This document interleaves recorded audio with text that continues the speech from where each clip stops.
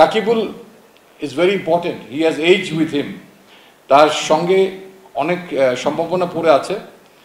তাকে আমরা কোনোভাবেই অবহেলা করছি না। যদি গত 1 বছর আপনি দেখেন কোথায় কোথায় তিনি খেলেছেন, তার প্রস্তুতিতে যেন অনেক ভালো হয়, তিনি যেন অনেক স্ট্রং একটা বেস নিয়ে জাতীয় দলে আসতে পারেন, আমরা সেটাই চাচ্ছি।